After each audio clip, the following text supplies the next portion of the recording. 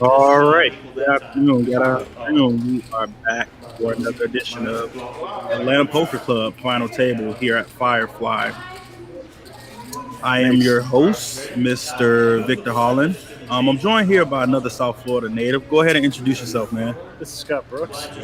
Good to be here with everybody today. All right, Scott. So we got a final table going here. These are the final 9 players that remain in the tournament today. Kind of light game today. We didn't have too many players. Probably a lot of players out. Cherokee for the WSOP. But it's still good, to get back into the action. We got 9 players remaining. And we're just going to jump right into it. What's nice about today's game is that you've got a little bit more playability. Blinds are 4 and 800 to start the final table.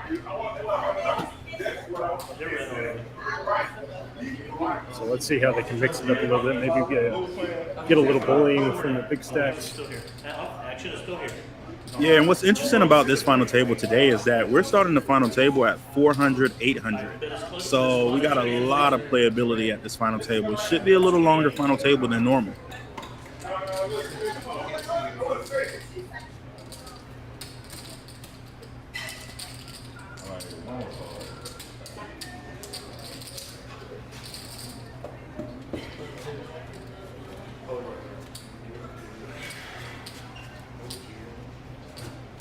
All right, so momentarily we'll have our rankings.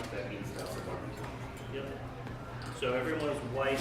Once you cards are red, they'll turn. See, there's at least a couple big stacks here at the table. They There both we went go. on pretty good rushes there leading into this table. Uriel is catching just about everything. Good solid player catching everything. That's a deadly combination.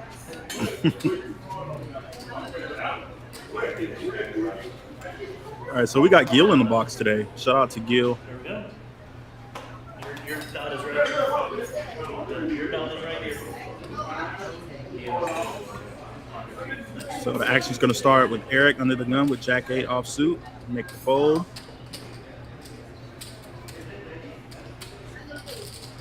Got Kevin with 4 deuce suited. 800 to call. Once they're red, you can bring the cards back to your side. Looks like he's going to come in with a raise. Same instructions as before. 16. I mean, you can have give me a break. I've been drinking. They selling liquor and I've been drinking. I want to fuck with you. I want to do this shit right. Uriel on the button here is going to raise 3.8. King Jack, pretty strong play. With the big stack, you can afford to do that. Continue to push some people around.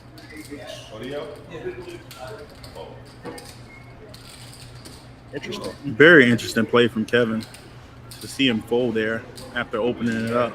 Now he ain't bluffing. He got it. He was white.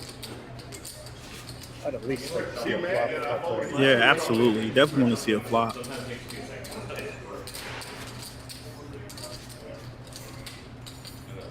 Little known fact about Kevin, he was the 4th Beastie Boy. Okay.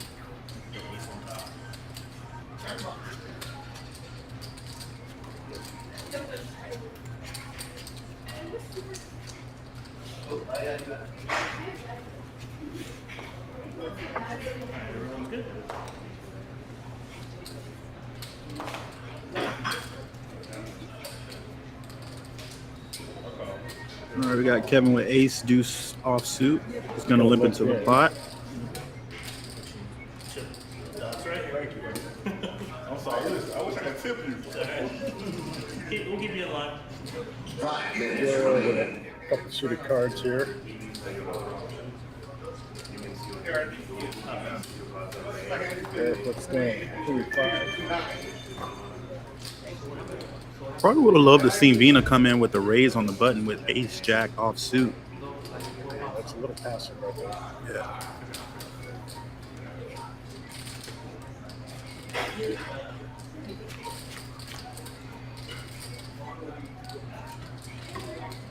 Where's the chip? Okay. Uriel takes an early lead here. Expecting to fire out. 900.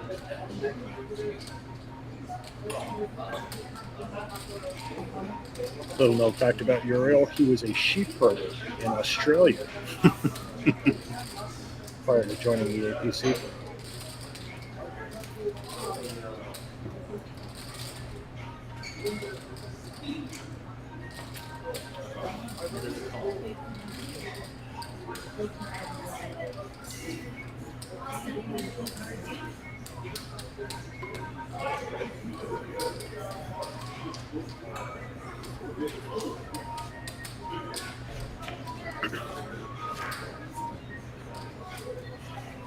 Uriel now has a stranglehold here. There's a gut shot, Kevin, but I doubt he'll come along. 17.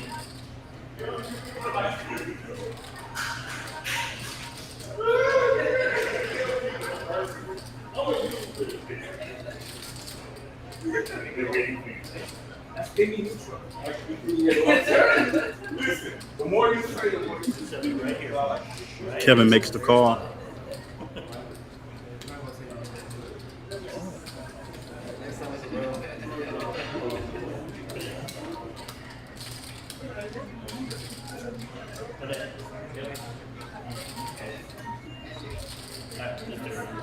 That is 47. That's a call. That's a raise. He called. He called? You talk?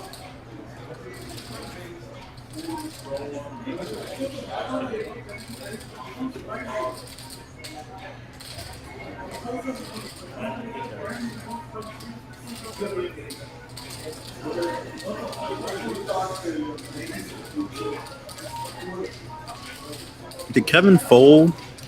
So, yeah, Interesting. interesting play here. I guess he was going for the gut shot.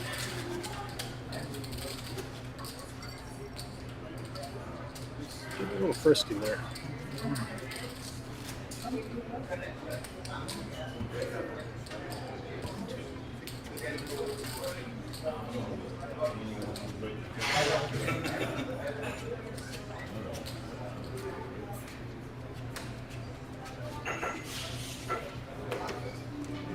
All right, we're gonna start under the gun with Lewis, Queen 5 suited, makes the fold. Kevin has Ace 3 off suit. Looks like he's gonna limp into the pot again. You missed again.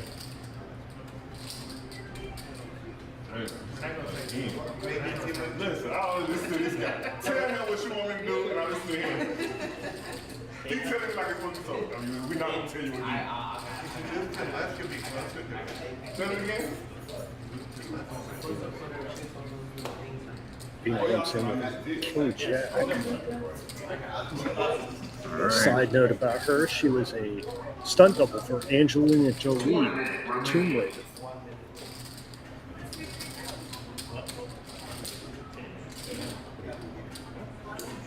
All right, so we got 5 players going to the flop. I'm gonna get it right. And looks as if Eric's flop 2 pair with Jack 9. And he leads out.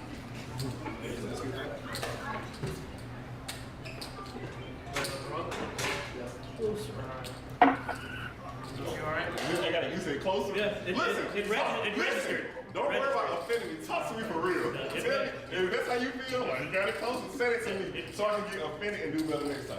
That actually registered. Huh? My wife's name? Time for a quick break. Sandra is like Clear it Sandra all with in. the Z. 18, 2 Sandra. at the side. Obviously, Dina comes along here. She was. She sure was. Oh, 21, I apologize. I apologize. I was thinking 18. Somebody let out in? Mama. Yeah, I'm fucked up. Mama ain't there.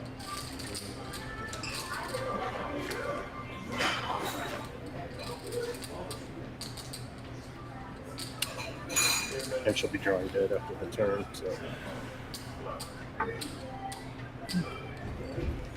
Going all Sorry. in. This Oh no, I'm sorry. So we got 2 Paying pair attention. versus 2 pair. Yeah. Yes. Wow. Yeah, well, that's an interesting turn of events. I did not catch the turn. Might be a little drunk. Still hungover from birthday yesterday. You smile every time. Like, yeah, what you thought? Each time she be smiling. There you go. Angelina Jolie's stunt double from Tomb Raider. For the stream, Scoop there'll the be a pie. short 10-ish minute break.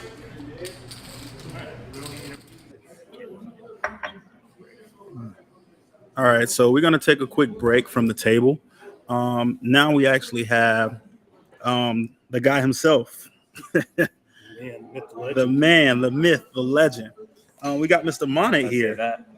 All right, how you doing today, Monet? Doing good. How are you guys? I'm doing great. We're doing great. Commentary. I'm excited to listen to this later. All right, man. So we got a few questions for you. Definitely want to find out a little bit more about, like what's going on here with all of this technology.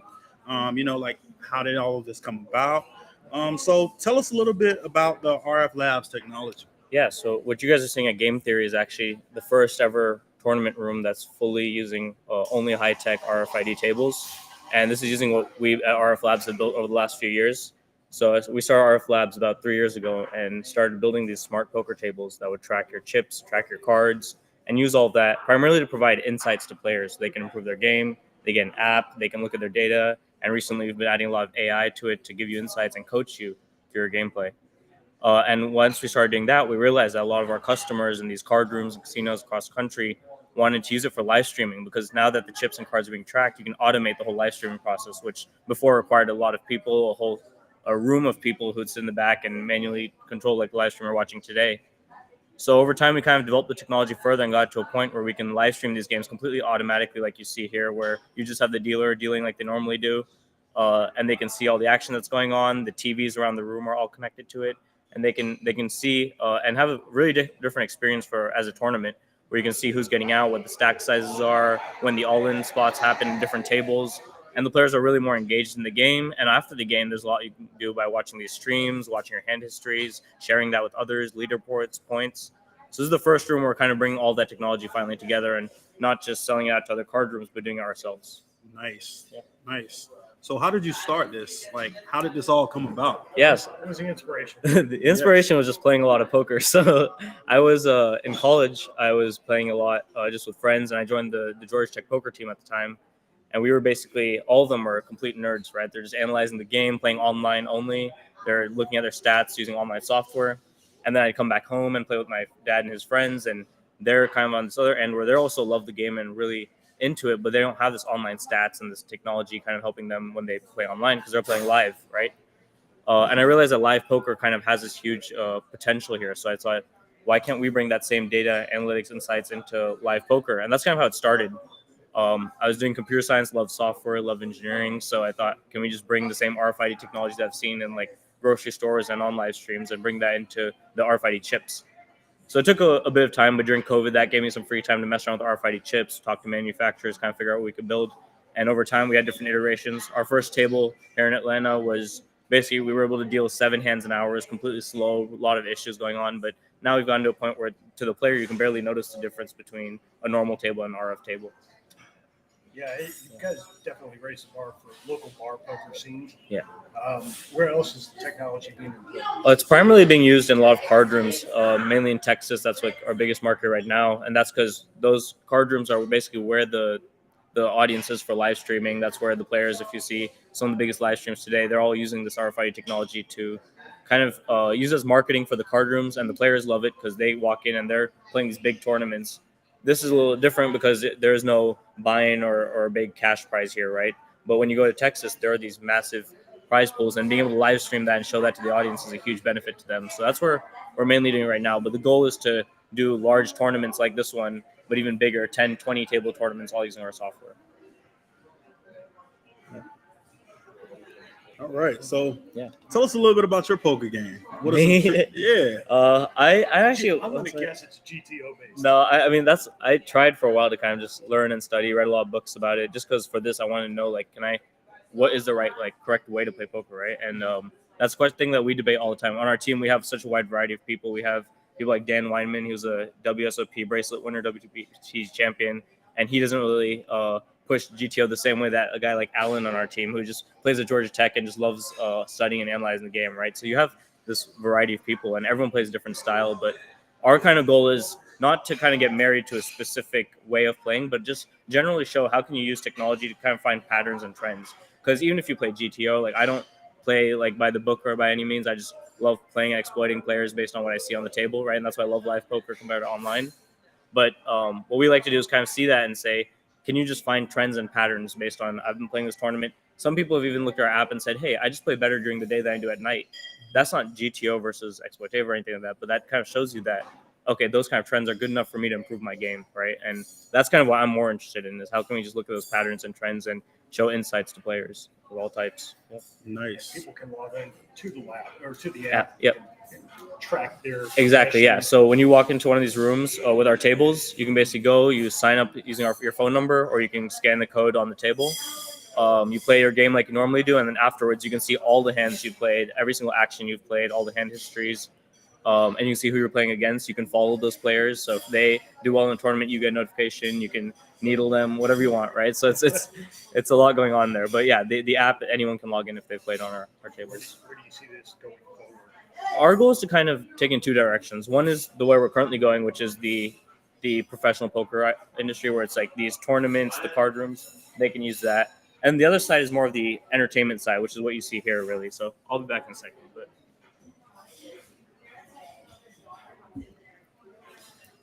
All right, so you heard it first from the man, the myth, the legend, Mr. Monet. So we're still wrapping up this little intermission, the break. We're actually getting all the chips colored up here. If you played any standard APC tournament, you kind of know how it works. Pretty much taking the black chips off, coloring them up, and then we'll move forward from there.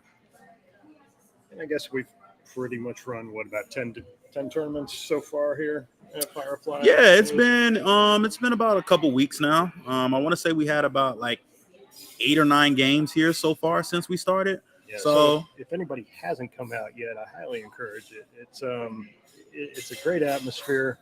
It's a great platform to be able to sit down, like I said, in typical local bar poker scene, and feel like you're at a feature table, which not everybody's going to get that opportunity. So yeah, I mean, one thing about like for us, we kind of look at it as like, how can we make this stuff as accessible as possible, right? Where it's like 2 years ago, being on a live stream meant you have to be in Vegas at the WSOP main event final table, right? Or maybe in some of these like Live at the Bike for $100,000. Now anyone can come for free, get on a live stream table. And that's kind of what I was saying before about like the entertainment side. It's like, we want it to be like, you can come in just with your group of friends, rent out the table for a couple hours and just play, have fun, get video recordings to share later, clips to share, or even just teach someone new who hasn't played poker before and teach them, here's how you play, and use the technology to assist them. Kind of like if you went bowling and had bumpers on the side, it's the same thing here where our app can kind of provide that. do you find people changing up their style of play based on the live being stream? on live stream? Some people say that. I think over here it's a little less when you go to like the bigger tournaments, like in Texas, that's a huge thing. In Vegas, that's going to be big.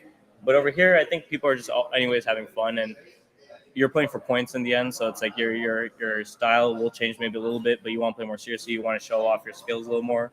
But at the same time, you have people who play a lot more rash and want to have those big hands on the live stream and have those clips that they can later see on YouTube. So you have a little weird mix, yeah.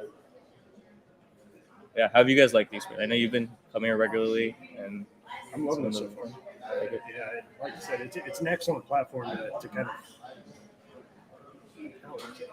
amp up your game a bit. yeah. I think most people tend to focus a little bit more.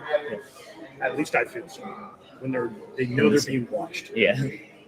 Yeah, it's a good thing, and in some ways people don't really like that. But I think we've found a group of people here who just love.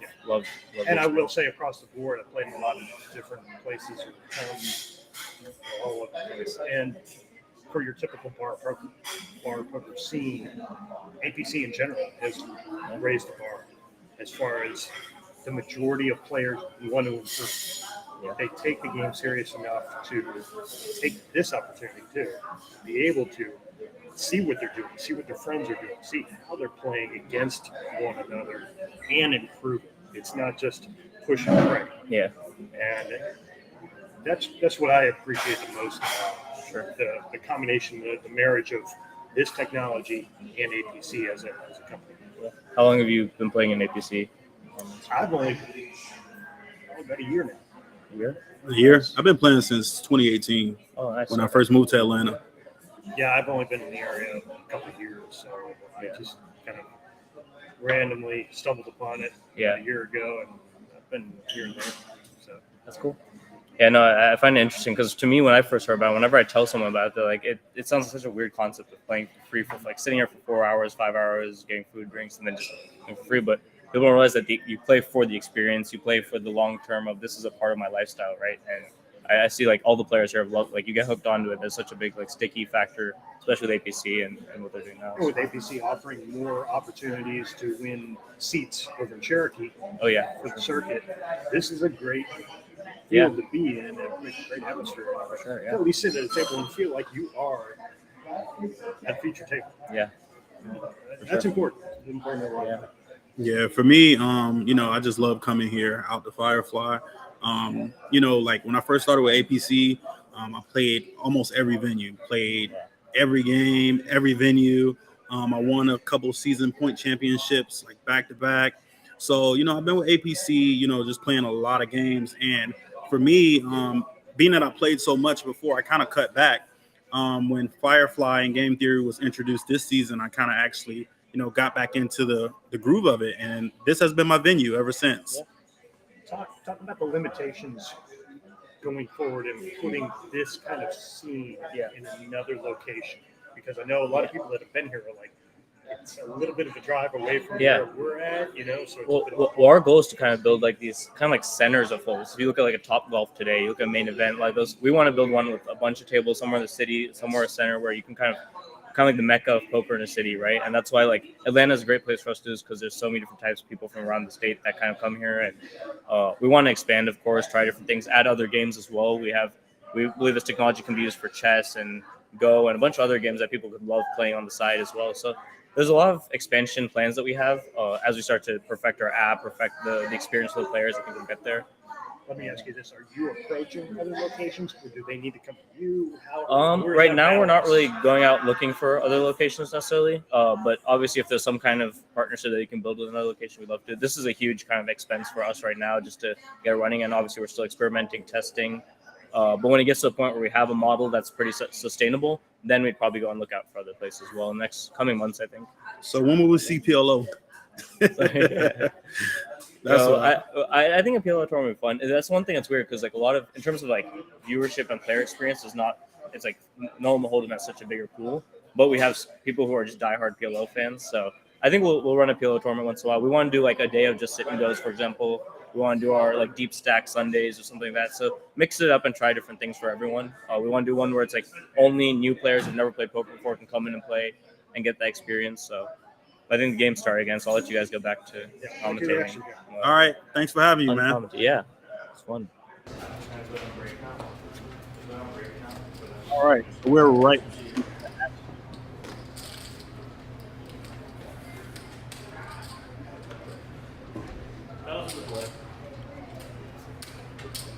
All right, so we got Vipin with ace-7 suited, cost 1,000.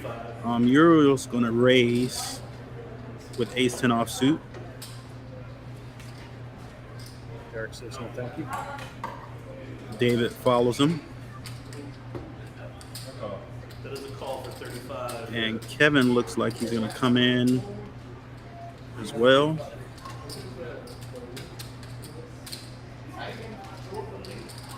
So we got 3 players going into the main flop.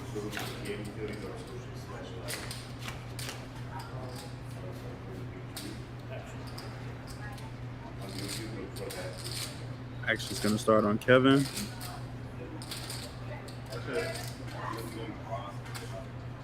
Check.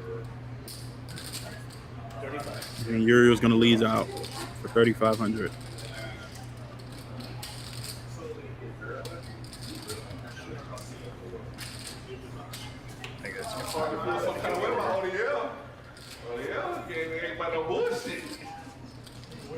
Yeah, the thing about it, when you go into a pot with the chip leader, you definitely want to make sure that you have something to fight back with. He's playing a stack. He's gonna, continue to raise it pre-flop to get you in the pot. And if you don't have anything to fight back with, he's just going to take it down every time. Yeah, and also, I mean, you look at it right now compared to our other final tables, Muriel's 74 points. I mean, that's a pretty significant stack when we're 5-1. He has that ability. Many other times here, we're basically just push and pray. That's And correct. you can't really fault anyone for shipping it or calling it off, to be perfectly honest. But this is interesting. We're getting to see some playability and see how a table reacts to a big stack who can afford to bully him around. Exactly.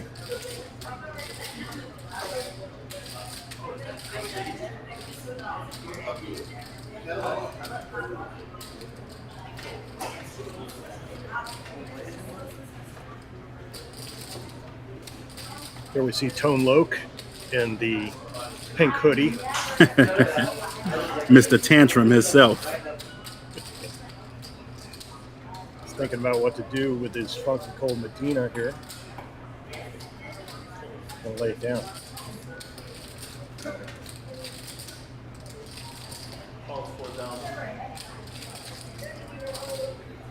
So we got David with King Jack offsuit and Uriel with 7-6 offsuit.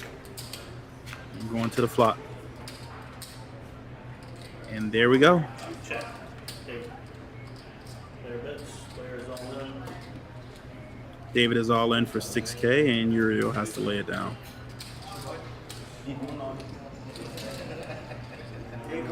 Little known fact about David. Up until 3 hours ago, he only believed that The River was an album by Bruce Springsteen.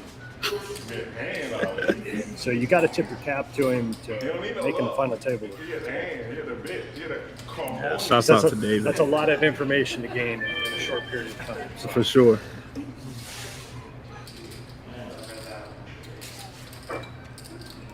One more shuffle.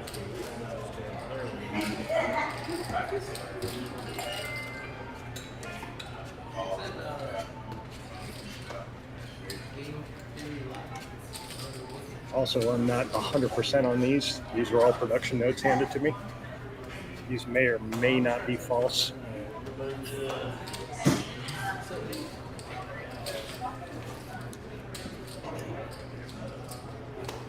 Eric was the leading money leader on the WPT for 5 years, but he chose to seek the fortune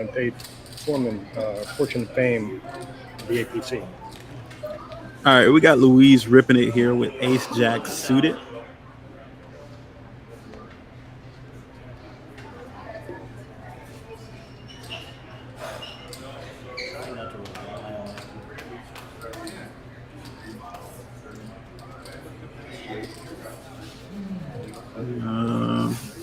He's dipping with Ace 5 off suit.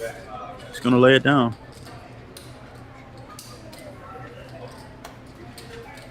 Basically, to this point, we're seeing pretty predictable, solid play.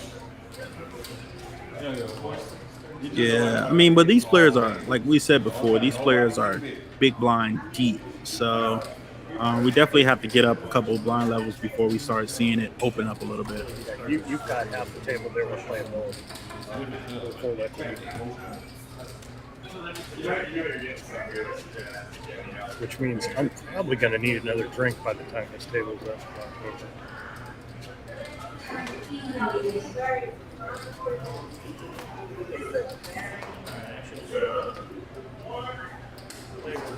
All right, so we got Juan going all in for 5K with Ace 10 off suit.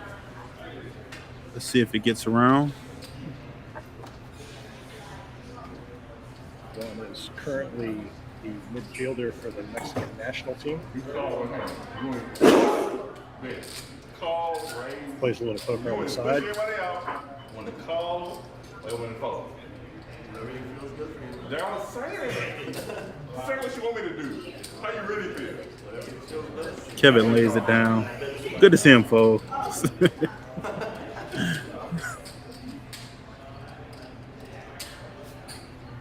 Got Tone Loke.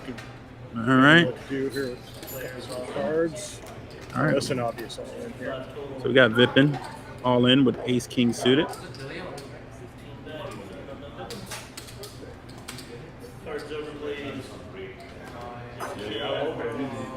We're going to go to the flop, a little domination, and see how it plays out. Going all in. This is what poker's all about.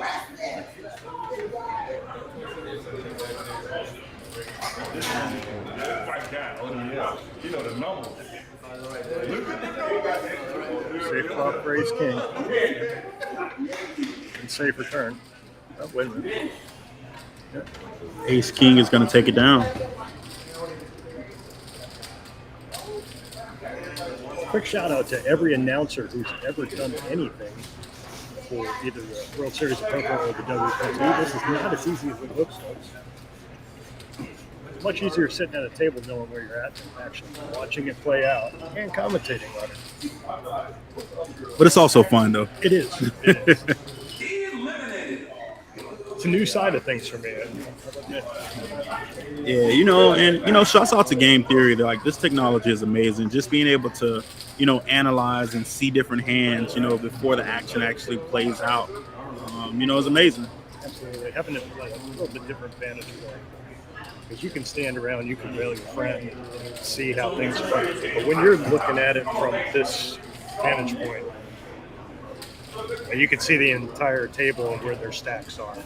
Manish, pause the clock, please.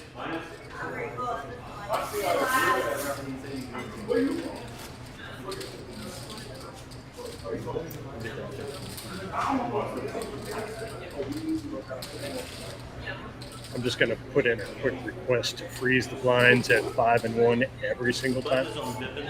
Then the tournament will never end. Yeah, I'm pretty sure the Firefly staff would appreciate that. As well as the TVs. I don't think we want to be playing until 3 in the morning. No, that wouldn't be great. Still going to put in the request. It's people. It's computers just is calculating what's your man.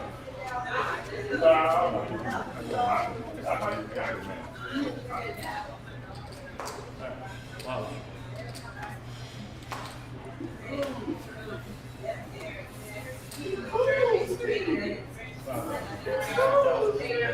All right, we got Kevin with King Queen suited, 1,000 a call. He raised to 5K.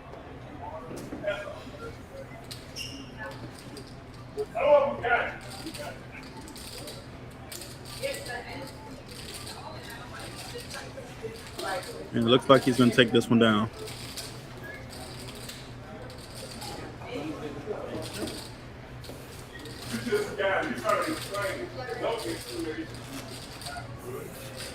I'm surprised if Pina laid that down in that scenario.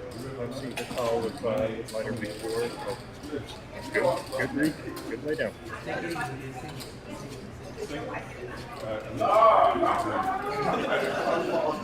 I'm triple.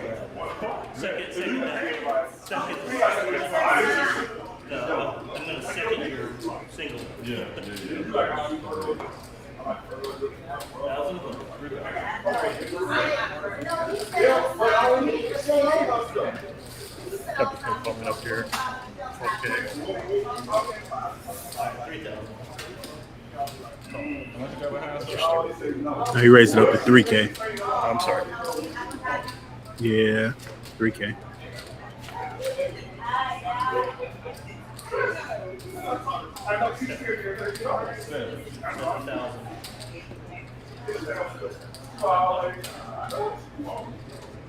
If I haven't mentioned this is the first time commentating for me, now would be a good time. It's got Ace 3 versus King 3.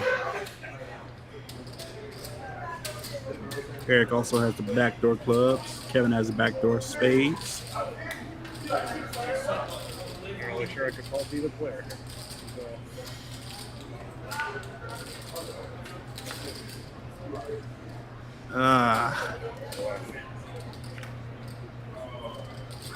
Wow, Ace 3 is going to take this one down. So that's going to do it for Eric. Worst case scenario there, but Good game, Eric. Elimination.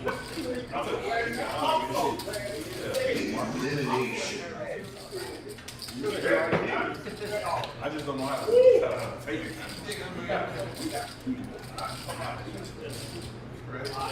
That small?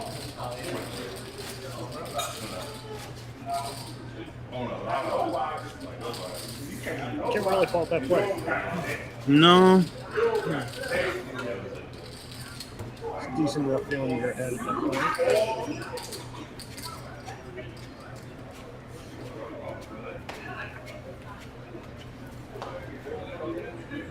All right, so we have 7 players remaining. It's not like a 6 suited guy. 500. 4,500 is the bet. Kevin's simply going to call. Surprising we didn't see it. 45. Is there? Yeah. Oh, yeah. I'm sorry. So we got Kevin with ace queen, raising it up to 45.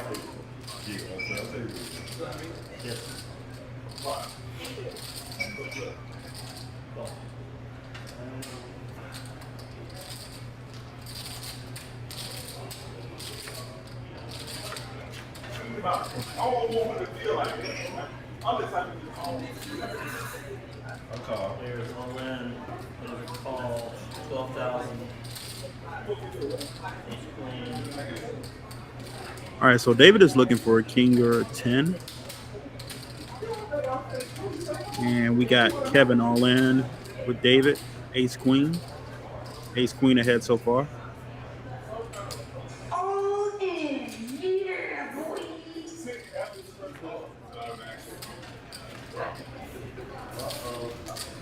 He also picks up the club draw. Always a sweat. And ace queen is going to hold up. Wow. That's what you call a too many out syndrome. All too familiar with it. So Kevin's going to scoop in another pot. And that is the afternoon for David. Good game, David.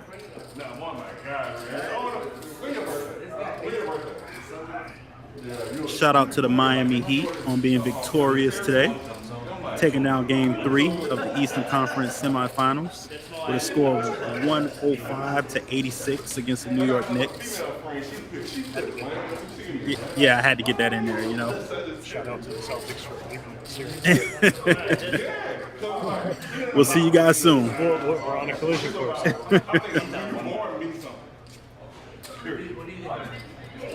You are? Okay, hold on. So listen, I wanted to say like me. Well, my wife is a All right, Kevin, you first deck. everybody like is a person. Well, let's advise. 5,000, 3. I think you were. All right, so we got to raise to 3,000. At this point, Lewis is probably going to get a little anxious to play. Oh no, he lays it down. Lewis has been pretty card dead since we've been to the final table.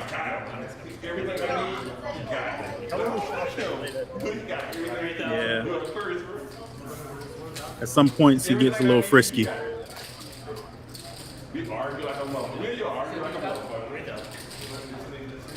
Here we have the CEO of Dos Equis Beer. Damn, oh yeah. He makes the call. Do we have Uriel in there with 7 deuce? I believe so. Nice. Splashing around. A nice way to mix it up. And he flops the hard draw. He's got the draw. He has the hard draw. He's got the draw here, and you know that's going to hit. I don't know. We'll see. 62. Well, if I'm holding those cards, it won't. Technically, it's 62,000, but 100, I'm sorry. I'd love to see Uriel come over the top here. Okay. we're going to do 6,500. So he just makes the call. Interesting. Yeah, I mean, just taking a look at Kevin's playing style, you got to kind of be a little cautious. You're also the 2 chip leaders here. Yeah.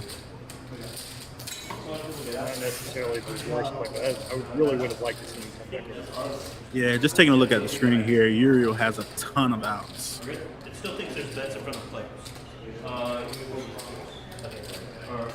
There we go. I pulled my pot closer. But Kevin is ahead with the ace high. Yeah, here's what happens. You still go on the turn. Sure, let's go away. Okay. I check. Check. And he checks. And there we go. And Uriel's going to lead out. Man. Like he just got to read on me or some shit. Wow. Now I gotta check. A read plus a big stack. Yeah, but And that's the beauty today. Again, lines where they're at right now, you see the playability. right. It's not shifting and all, and we're just announcing the run out. Exactly. That way, these two later on, they can see each other and watch this. It's like, dude, you got it. And I understand what Kevin is attempting to do, but he has to continue. If you're gonna come into a pot aggressive, you got to remain aggressive. You got to You got to be able. You got to have that ability to fire that next barrel. exactly. Can't come into a pot with aggression and then back down. That's what separates good from great in this game.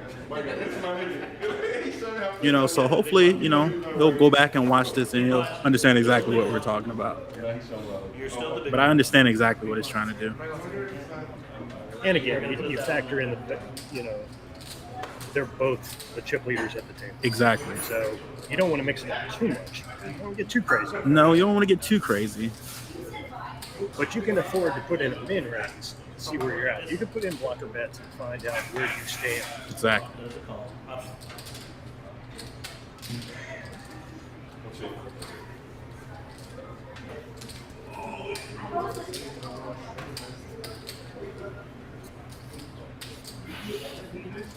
I feel like Kevin's a little happy-go-lucky right now. So, Yeah. you can play off of what people are giving you. So that's what I hit the chip. Uriel may have been taking that into consideration there. 2,000. 10,000.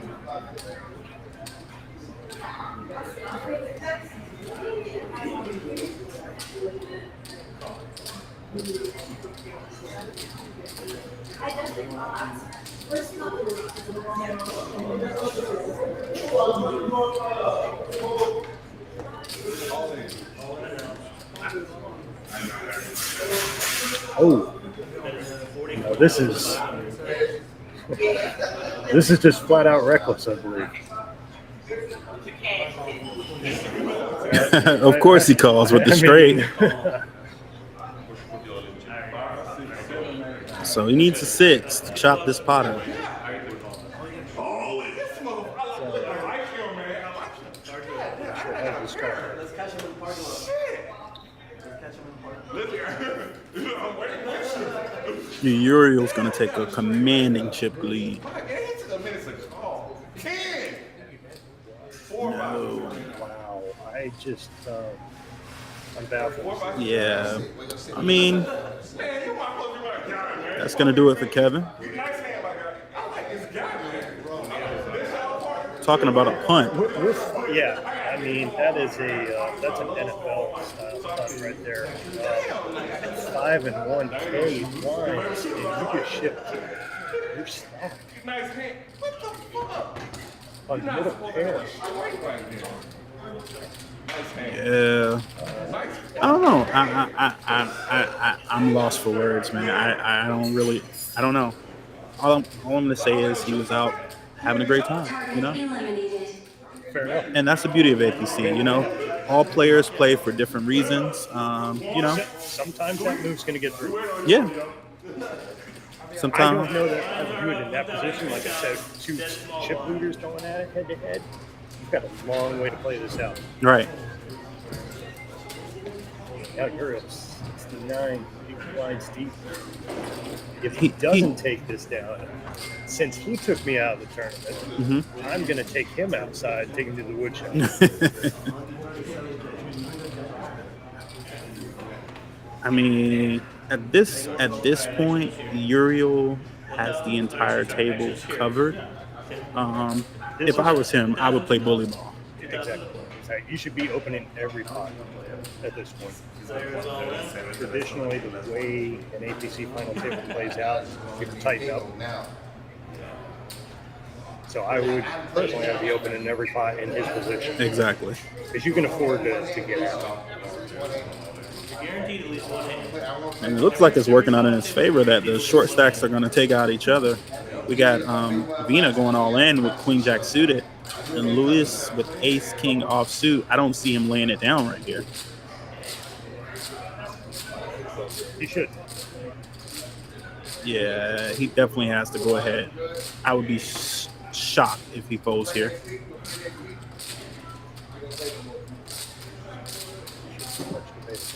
Yeah, this is pretty interesting. This is pretty interesting.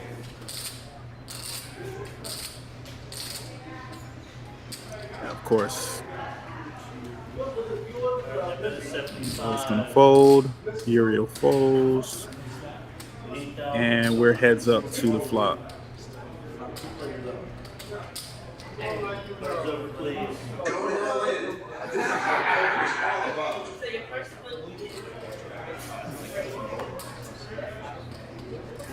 So who's gonna hit?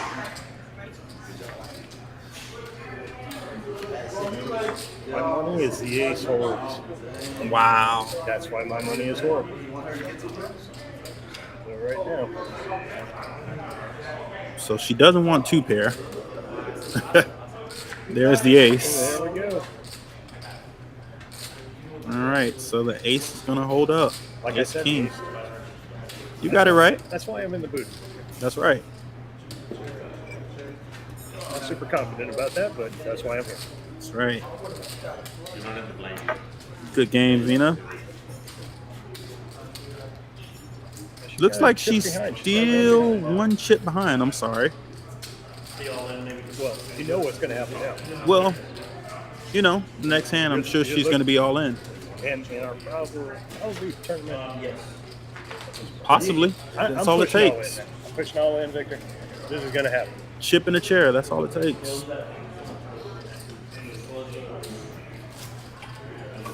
We're still trying to verify whether she was indeed Angelina Jolie's stunt double.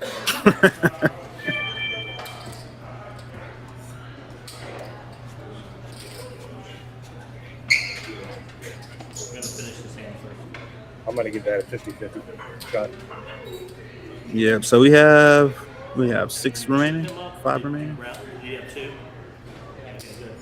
All right. Players all in. All right, there she goes. She's all in with that ace king Telling suited. you, Rounded or chipped? peanut and club. No, I'm saying, did he All have line up behind me. Yeah, okay, cool. So that's what I just wanna make Uriel sure you do that before the hand. raised it to 4.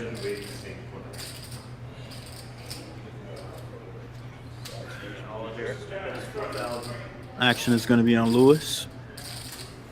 You know, Lewis is getting antsy. He hasn't played a hand yet. I can sense it, you know? Place 2,000. So low, wanting to get wild over there. Yeah. It's got to be patient. You know, poker is a game of patience.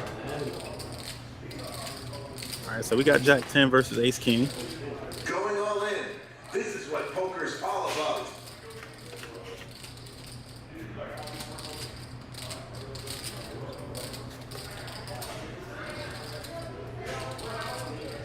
Queen on the turn.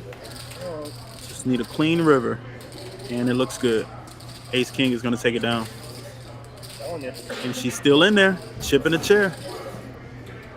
Nice hand. It's funny, this is where I put my muck, or when I put the cards down, I keep pushing them. Yeah, you want. Somehow that happens.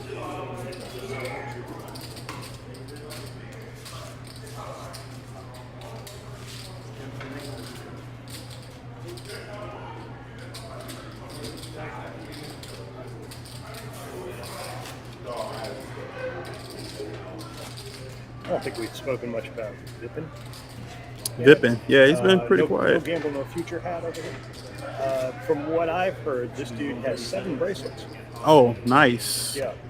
They're not World Series bracelets. They're just bracelets. He likes to shop on Etsy. He's not wearing one today. He doesn't want to really show off. He's a really nice guy. He's a really nice guy. Class act, solid player. Oh no, no. She's under the gun. She's thinking this one or the next one. Oh, There it is. there it is. She has a feeling. But the Peanut Fan Club is rolling. I just want a face card. Give me a face card. We hear Lewis in the background.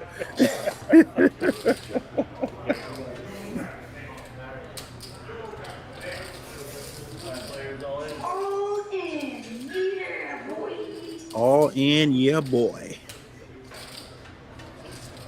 All right.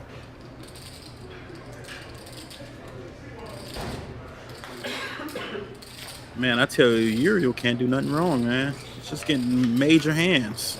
Rush is a rush. And she flops a 10 Yeah. with the heart draw. And it holds. It's on. It's Chip on. in the chair. Chip in the chair.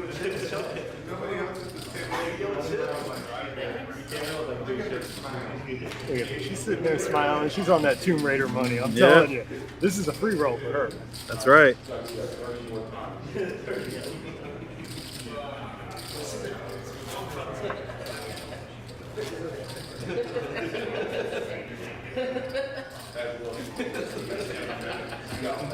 Uriel's sitting back thinking about sheep herding days in Australia. It's like, man, I should have never left Australia. Face card. I know Venus going to win that. Exactly. All right, so Lewis has ace jack off suit. Should be coming in here with a raise. All right, so he just ships it. Lewis ships it with pocket nines. 13,000, take 6 back. It's pretty predictable at this point. Great situation here. So Lewis just asked for a hand in the last pot, and he got one. Pocket nines. But he has some bullets to dodge. All in, yeah, boy. All you can really ask for, getting money in good here.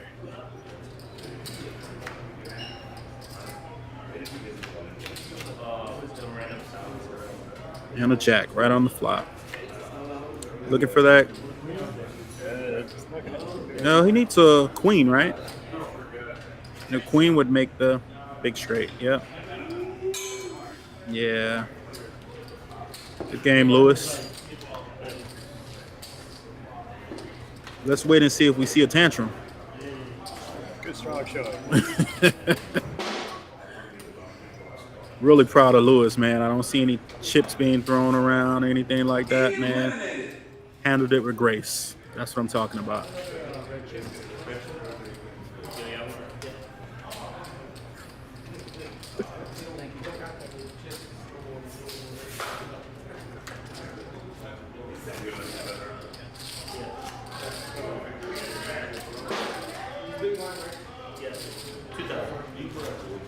All right, so we have 4 remaining. Handed and Yeah. Uriel can go out and take a break. Yeah. He can go get some lunch. And just come back to heads up. He's making top 4. He's played 3 hands. If there's a game on, he can kick back. I believe those chairs have a retractable thing where you can kind of kick your feet up. In my estimation, he should probably just roll back into the corner at this point, kick his feet up, and just wait for the rest to take themselves out. All in now. All in over the top. All in.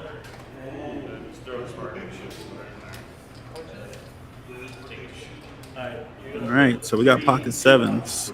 King 6 suited. Yeah, but you had 4, so that's going to be.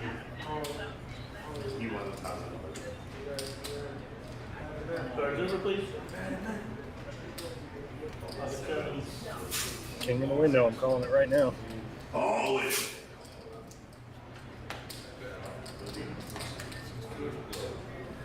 Maybe the turn. Build the drama. Yeah.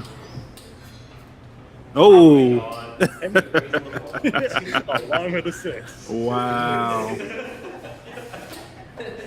Wow. Wow. Kings and sixes with an ace kicker. This is the Bro, do you like pocket three pairs at all? APCs here right now. We're watching it unfold. Right. We're Hey, man, lucky next enough to time be you in do the a final room. table, man. Exactly. So everybody who didn't come out to Firefly today, you're going to regret this. It's true. And I also like to see, how she just came back from one 500 chip. Yeah, man. A chip in a chair. That's the reality of poker. You hate the cliche, but sometimes it actually plays out. Yeah. Because then it normally, when I clear my deck this way, I double pick my up. flop up. Yeah. And she's right back in it.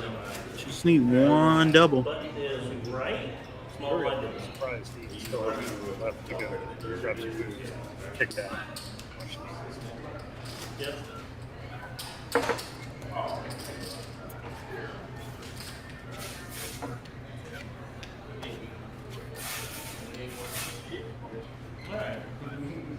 All right, so Uriel has ace 10. Probably want to see him come in with the raise right here. Yeah. Should be interesting. Lewis is not at his seat.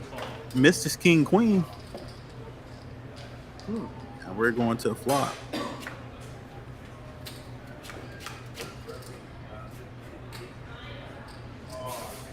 Wow. Check.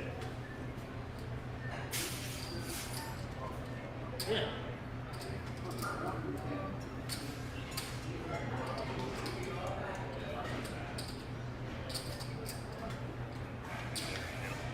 Vippen is going to rip it.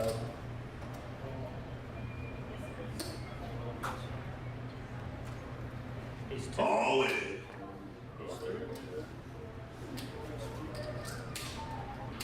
I ain't want to put knives out there. Yeah, this is pretty interesting. I couldn't say, I couldn't say it. That you went all in. With the deep enough stack, you can afford to do this kind of stuff. Yeah. No, yeah. The call is not, Terrible with the 4 on. what I'm debating. I mean, under the gun, ace 10 offsuit, monster chip stack. Probably wanted to see him come in with the raise right there. Not sure if Vippen would have folded his hand in the big blind with only 5 big I mean, he blinds. should have probably. Yeah, Probably would have, but I agree with you. Yeah, but to each his own. It's a different approach. He's just playing it a little bit slower. It worked out for him. And it worked out. Worked out.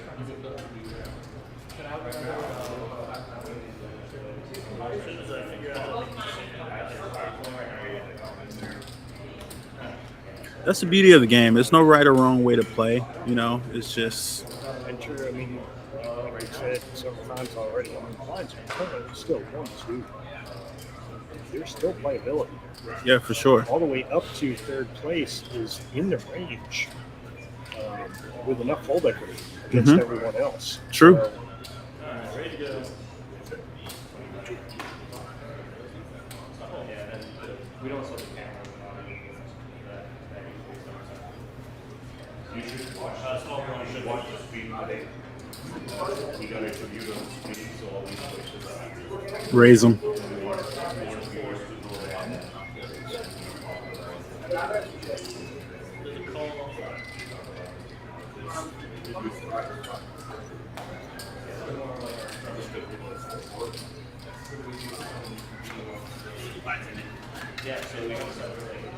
All right.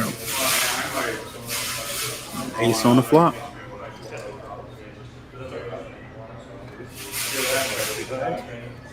Some of them don't have the chips. They have some of them back way. They have that option as well. checks it. All right. So Uriel's going to take this pot down. Ace is full of 9s. You can't miss. Can't miss anything.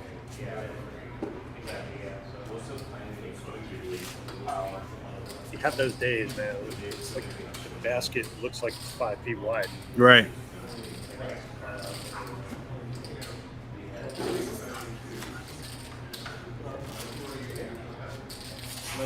No, there's no.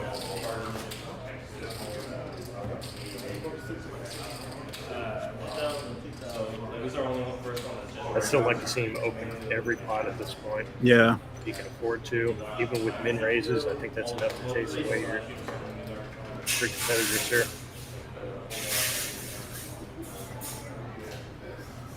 Even this pot, he should be putting her all in. She wakes up. Yeah, and she wakes up with ace queen, and he has to call her off. It just doesn't matter. Yeah, I mean, there's nothing wrong with it. Yeah, she wakes up. Train keeps on rolling, man. Yeah, let's see. All in. Yeah, boy.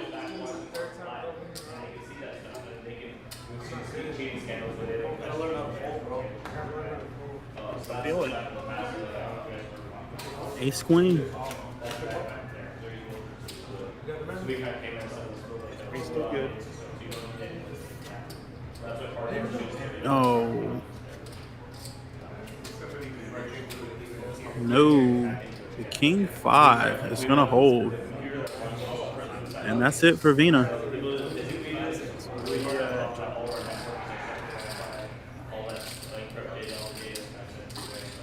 And Uriel's going to take this pot down. Good farewell to Vina. Nice game. Nice game. Good game. Good showing. Train got derailed. She was the big I was boss. betting the house on her. Now living on the streets. And that's the perfect example of playing your stack and not your cards. At that point, it doesn't matter. That's a matter of play. Yeah. But you'll see a lot of less experienced players, they'll just fold right there because they're concerned about what their hand is. At that point, it doesn't matter. This is what we typically see at this point. Yes. Not a lot of high level kind of decision making. It's, you know, Yep.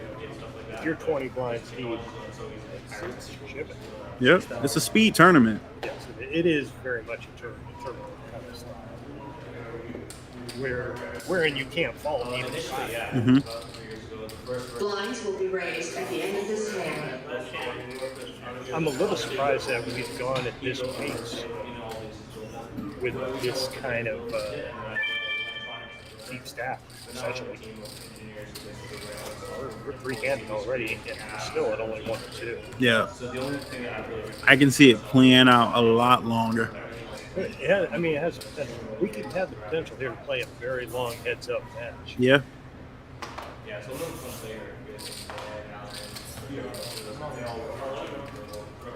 It should be obvious here. Lewis is just going to ship it. King 10 suited. This is the point where it's important to sit back and watch these two battle it out. And then just take on the heads up. Take on the heads up. Third.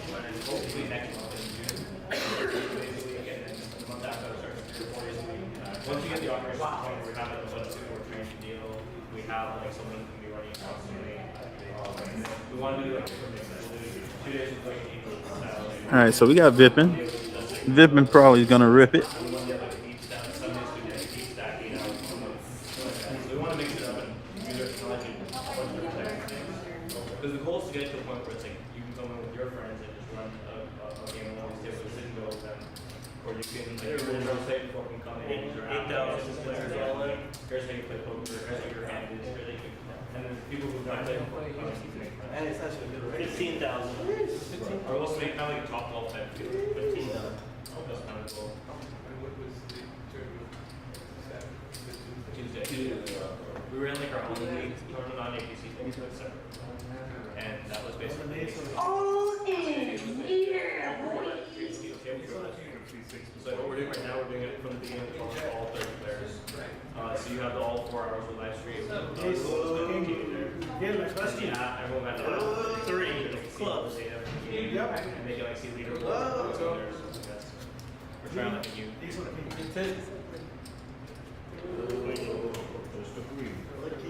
Wait, that's it. Well,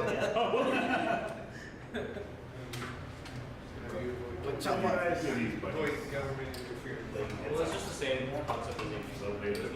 There's no line.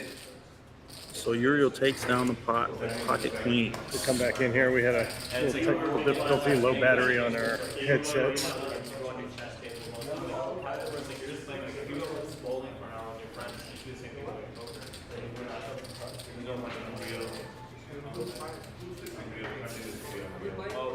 Yeah, 200 cash. All right. So we're heads up. Here's where things could get fun. I expect to see a long heads up battle. I expect to see Uriel opening quite frequently here. But Yeah. all it's going to take is one double up. Yeah, see, that's the thing. The reason why I think it's going to be a long heads up battle is because Uriel is doing that right there, just limping right on into it. Got to get aggressive. Gotta get aggressive at this You're in point. position to take this down. You were the big blind for 4,000 last 2 years. Last year. You're giving him the option to put the aggression on you, like that. Oh, he folds it. That was actually the right play. Crazy enough. 2, 4.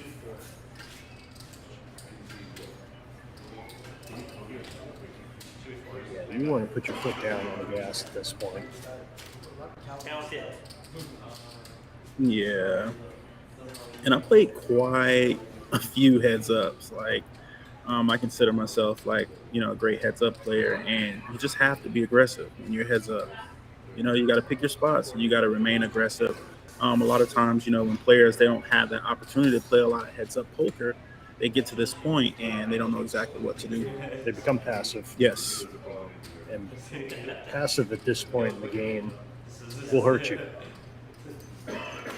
over time. Yeah, because the blinds, they don't go down. They keep going up.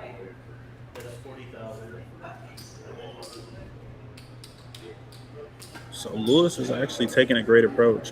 He's just shipping it. He gets a hand, he's shipping it.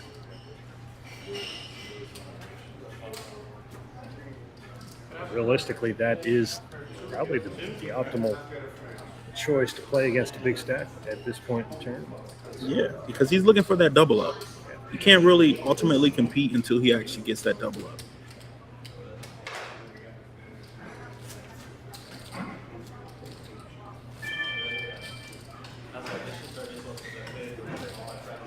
With that said, from an overall standpoint, you're not that far behind in any given hand. Unless you're behind to a pair. Right.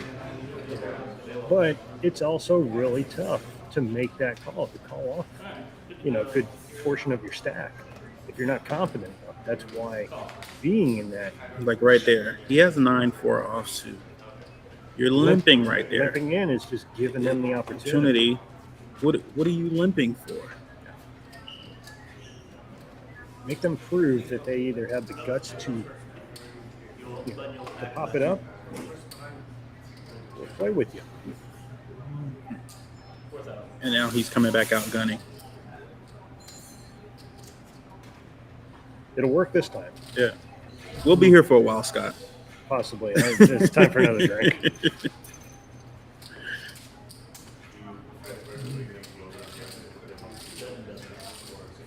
I think we're up for a tennis match today.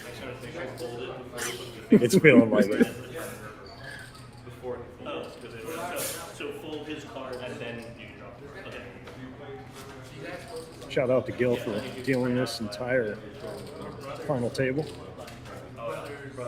Yeah, man, it's pretty cool being in the box, with all the RF technology.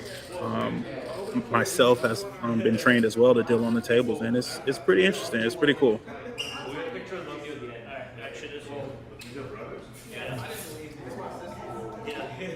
Also, quick shout out to everybody heading over to Cherokee this week. Hope y'all run good.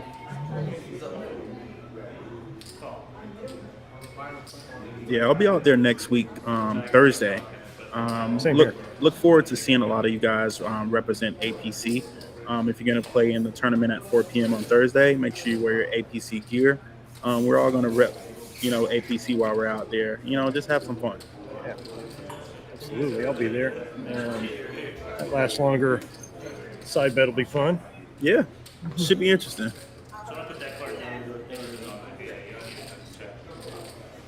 And honestly, Scott, man, when I go to Cherokee, I'm not really a big tournament player, bro. I love to play the cash game. I love Omaha Cash. You know, Interesting. I'm just the opposite. really. Horrible cash player. Typically don't run that well, and my game is geared more towards tournament. However, I know a lot of people who are just the opposite of that. Yeah. They run really well over there at Cherokee playing cash games. Yeah, well, when you play cash versus tournament, it's just two completely different games. Different mindset. Yeah. Different mindset, different games, and you got to be able to turn it on and off depending on which one you're playing. Me personally, I love the cash game because it's a way of making guaranteed money, opposed to tournament. You can sit for hours and hours and don't even cash, or if you cash, it's pretty much what you invested into the tournament. So, Agreed. for me, it's more of a time thing. That's understandable. I will say that the one good thing about the main room over there is the sit and go tournaments. They can be quite profitable as well. Oh yeah, those are fun. A couple hours invested as opposed to running a huge tournament. You still make pretty good profit on those.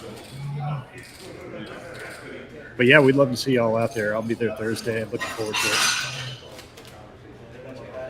Good luck to all the winners throughout this season that have won their seats.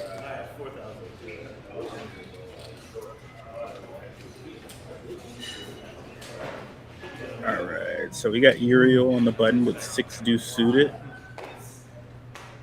He's gonna limp on right in there, or will he raise it up? Nice. This is what I like to see. Love to see that. All And right. defend. These guys' hands are so close they don't even know it. The first one who takes aggression in this spot is going to take it down, and there's that 6. Here we see some action. Ship it, Luis. Ship it. Ship it. Be a ballsy play. Oh, no, don't check. Don't check. Ah. Put you in a compromising position.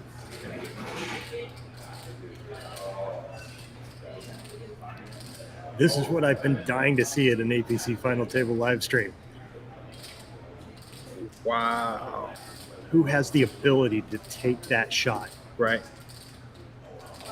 And honestly, Scott, man, and I'm not saying this because I That's see the bold. hand play out. I'm not saying this, but if I was in Luis' spot, I just would have shifted there. I just would have gambled that my agree. opponent did not have the jack. Yeah, I completely agree with you. And if I'm right, I'm right. And if I'm wrong, I'm wrong. But you can't allow the big stack to actually throw out another bet to you when you have at least a pair on the board. 100% agree.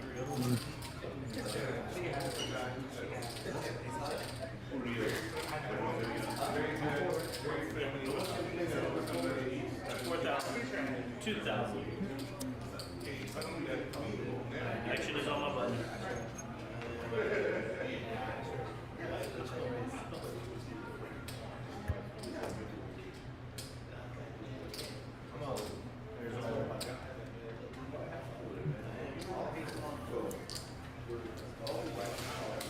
All right, so we're back to the volleyball match.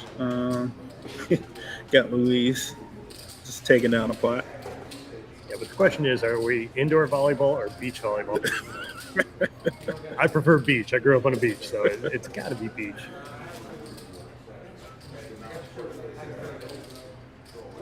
All right, so Luis has 40 big blinds versus Lewis 6. I mean, at this point, I'm looking for him to take this tournament down.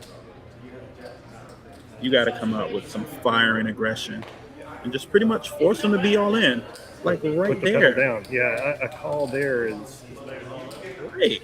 You're just giving this guy the opportunity to double up, and then you fold. Wow. Bro, at this rate, Luis is gonna get right back into this game, man. He has the ability at this point to be right back in the mix.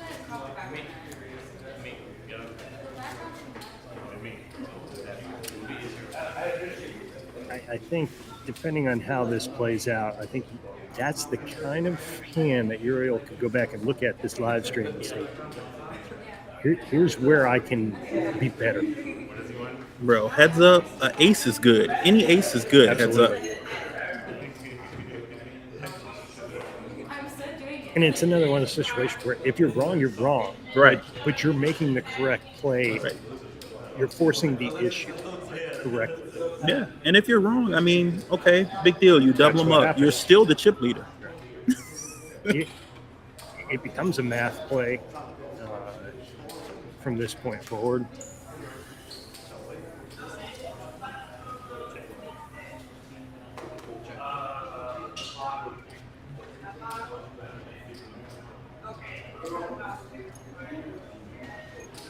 Bit of a scary board for each of them, but first one bet's going to take this down. First one bets win.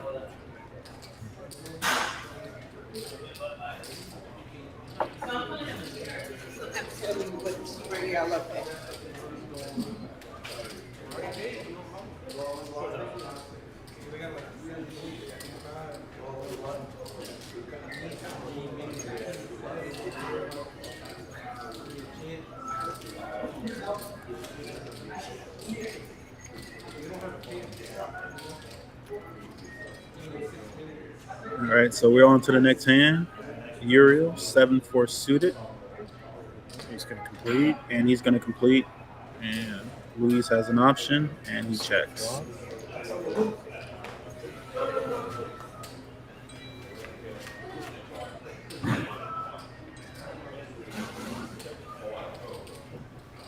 Expect to see a bet.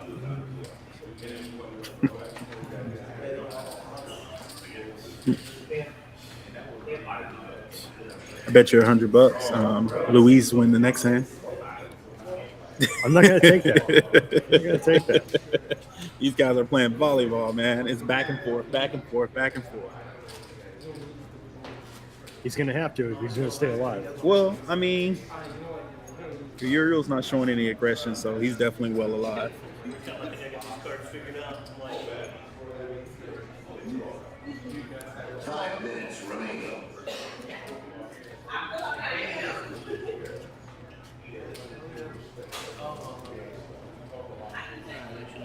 All right, Luis has an ace-9. Probably should just go ahead and shift that. Yep, there we go. 19,000. And he's going to call off the queen-6 suited? It's not wrong. No, not wrong at all. Not wrong.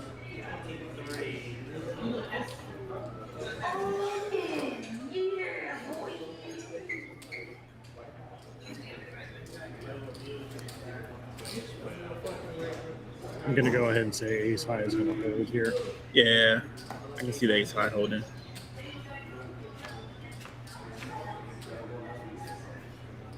Wow, It's a what a diamond draw. flop. What a flop. And the aces is catch. going to hold. Aces and 7s with a jack There's that kicker. diamond, and here we go.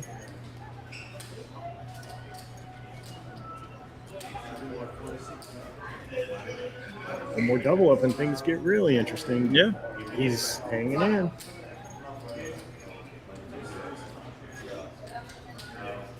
We have the CEO of Dos Equis against the former sheep herder in Australia. I mean, you can't script this stuff, Victor. Not at all, man. I believe Uriel wandered into the Outback one day and found a poker master. That's how he began his poker career, from what I understand. I mean, you just can't. You can't script this stuff. It's Not at all, man. It's fascinating Not at how we all. got to this point at APC on Firefly. 8-7 suited. You got to come in with an open with that one, man.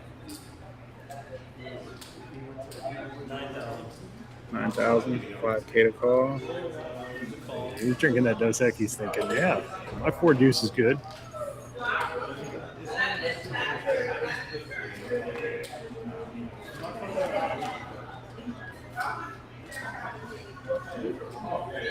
Uriel, you gotta fire. He checks it back, you gotta fire. He just folds. Wow. Wow, wow, wow, wow, wow.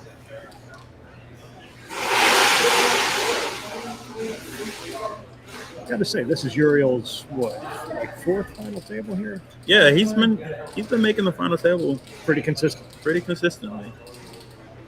This is the first time I'm actually seeing him heads up. And you know, he'll get there.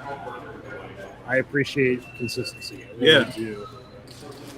There's a lot to be said about that. You may not be taking down tournaments. You may not have that run good when it comes time to a final table. But if you've got a seat at the final table week in and week out, Yeah, that's phenomenal. it's respectable. Yeah, it's definitely respectable. You know, at that point, you see yourself consistently making final tables. You got to figure out, okay, what am I doing right versus what am I doing wrong? How can I make it further? Yeah, because everybody enters the same tournament, no matter what level you're at, with the same 3 sequential goals. You want to make the money or points, as you know, albeit in this format, and you want to make a final table, and you want to take it down. Yeah. But a final table is always respectable.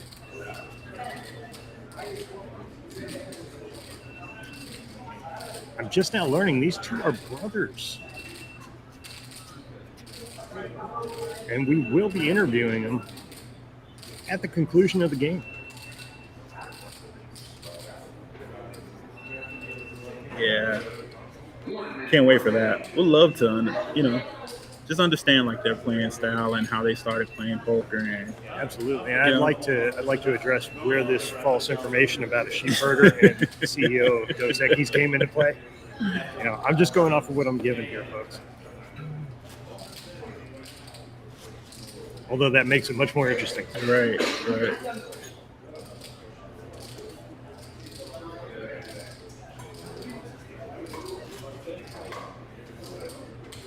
So now I wonder if they're taking it easy on each other because they're brothers. That's an interesting aspect. This opens up a whole new dialogue.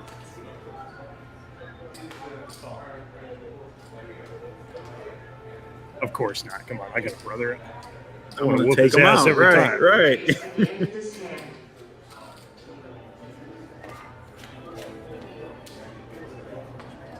And Gary, if you're listening, I did whoop your ass every time. Just for the record. Ship it, Louise. Ship it.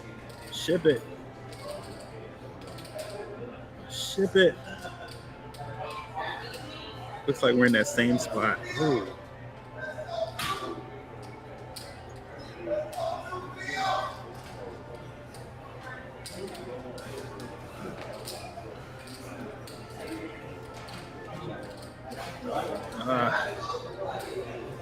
So we're looking at a chop. Strong possibility. Yeah. Yeah.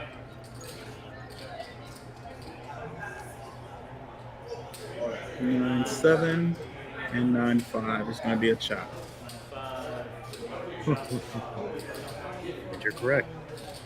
If a ship had happened, Pot gone. Pot taken down. I got to believe it would. Aggression, folks. Aggression, aggression, aggression. The thing about it is that Luis has a big enough stack to make Uriel fall. He's got some old equity there, correct. Before he didn't. Now he does. Now he does.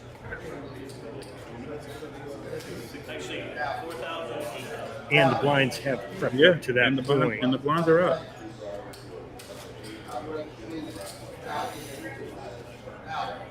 Yeah, 15 minutes ago, different story, but at this point,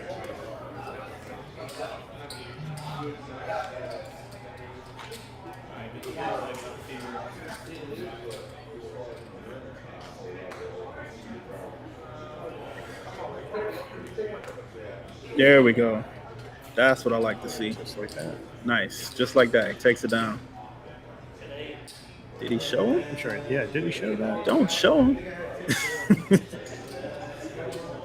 I'm not sure whether he turned that over or not. I couldn't tell. I can't tell. Can't show him that. You might have to do that the entire heads up.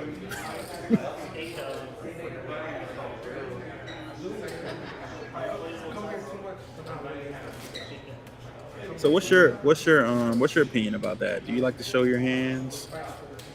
It's a situational kind of, you know, um, it depends on the makeup of the table. Gotcha. Um, if I feel it's going to be advantageous at some point to say, listen, I'm not opening lightly. Sometimes it is advantageous to show, because later on, you can use that against someone. True. But it's a situational kind of thing. Yeah, that's true. I totally agree with you. Me personally, I'm just not a fan of showing the bluffs, Right. especially in tournaments, because you may have to bluff your way through an entire tournament. Agreed. It's not guaranteed that you're going to wake up to a hand. There's been some tournaments where I just had to play position the entire way, and I never had a hand, and I wind up some way taking it down. But if you show that, you're just giving your opposition the options to just go ahead and call you because they think you're raising line. I agree. And I had this conversation the other day with someone. They were saying poker's 50-50, skill and luck. And I disagree with that. I actually believe it's more 70-20-10. Wow. I think and that's my personal opinion, but I believe it's 70% skill. You have to play yourself into positions. Chance and luck is always, a portion of the game that you can't take away. But if you play yourself in a position, you have to play yourself in a position to mitigate that risk. True. Then you get 20%. If you play yourself in a good position, that 20%, that's the luck, whether your hand's going to hold up or not. That other 10% is intangibles. It's table presence, it's reputation, it's ability to bluff people off pots and stuff like that. Whereas, for instance, if like Phil Ivey or Negrano walks in the door, people are going to be in awe, and a lot of them are going to, take a back seat to their skill level. So I've always felt like it's 70-20-10. I like to break it down that way. You have to have the skill to be able to do that. And sometimes what you're saying is not being in a higher stakes kind of situation. I won't be showing my cards. Right. If it's more of a casual situation, if it's free poker, if it's this or that, yeah, occasionally I will show a high card or whatever it is and show. Yeah, man, that's great perspective, man. Appreciate that. But that changes for everyone. Yeah, it does. Luck, ultimately, chance does play a huge role in the game. You can't avoid that. But I strongly believe, and that's what a lot of the top level pros and stuff have lobbied against the government in the sense of saying this is, in many situations, that when full tilt and poker stars was taken away from us. But no, this is a skill game first and foremost. Yes, there is chance and luck involved, but you have to play yourself into position. You have to have the knowledge in order to get yourself into a good position to mitigate that risk. That's right. All right, so let's take a look here. We got Louise on the button with King 3 offsuit. I mean, you got to make a move, buddy. Yeah. You got to make a move. Uriel has him, just absolutely crushed in chips. And, from what I'm seeing so far, it's just, back and forth. Yeah, it's a push or pray at this point. Yeah. The stacks are right, but I had the situation where it was like, he bet, he folded this here, and he folds faster. And, being that they're brothers, just looking at them play, man, they kind of play a little similar, bro. Like, I don't know if you picked that up or not, I have noticed.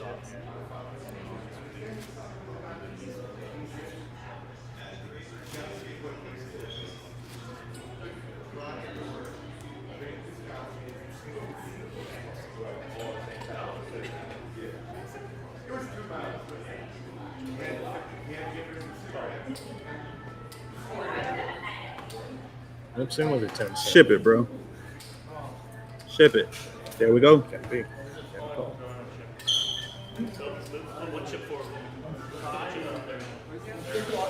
Let's see if we're looking at the winning hand here. All right. We got 6-5 hearts versus 10-7 of spades.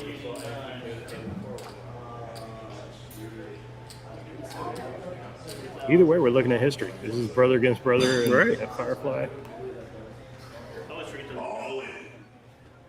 That's what it does. Yeah. That's the I like the suited connector. Let's see. I wouldn't bet against it. No, not at all. that a 7? Can't see. Yeah. Yeah. All right. Yeah. So There we go. that 10 high is gonna hold up, That'll be and we got us a winner. an interesting car ride home. All right. So Uriel's gonna take it down. And it looks like he'll be joining us. And as we speak, the winner will join us in the box here. All right. So we'll be hearing from Uriel and Luis. Just kind of hear some things from them. See how this heads up battle went.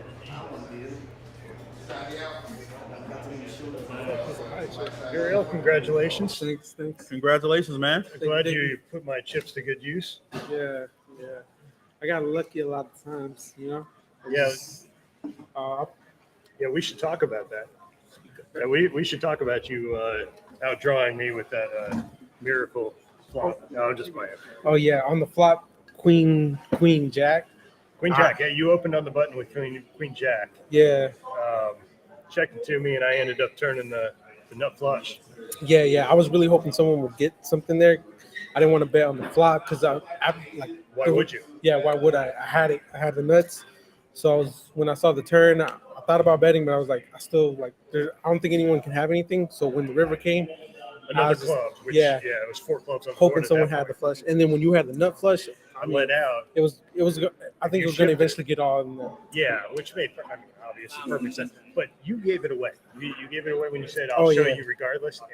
And I kicked myself. I kicked myself all the way home. Yeah. Because I should have laid it down. Yeah, I was trying to get in your head. I was telling you, like, see where you're at. Maybe like, oh, he's probably bluffing, and Yeah, I'll kick myself. But hats off to you, man. I mean, that's a good run. So tell us about this heads up battle. So I see you. You're heads up with your brother. You played a phenomenal game. I seen you actually, because you were actually started at the table that Scott and I both was at. So you were taking down pots left and right. I did have a question for you. So when you got heads up, what was going through your mind? Did you just want to kind of like, I don't know, did you want to kind of like sneak in with a good hand and try to take your brother down that way, because like the aggression just like slowed down? yeah. Well, more than anything, I didn't want to double him up like twice. I doubled him up once, but I definitely didn't want to do it twice.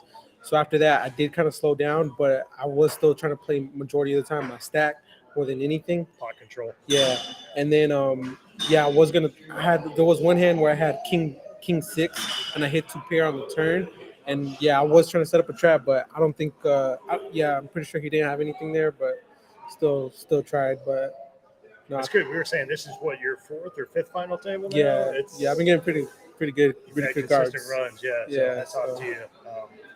How far do you guys go back playing poker? Oh, I don't know. We've been playing poker for a good minute now. I remember we actually, when we started playing poker, we really don't know anything. Where like someone would go all in with $2 and someone win all in with like $10, and the $2 won, and he would take it all. But that's where we started, and now we like can like know it's not just the cards, just play the players or the odds. Sometimes you just got to go with it. I can see you got to get a good firm knowledge of the game at this point. Yeah, it was a pretty tough game, but at the end of the day, I had like him beat like 3 times, 4 times over, so it would have been a shame if I lost, I think. For sure, man. I believe I said it earlier. I was going to take you to the woodshed out back if you didn't win that game. Yeah, if I lost somehow, then I really have to like evaluate myself as a poker player and like start from the bottom. Yeah, man, you did great, man. You played a solid game.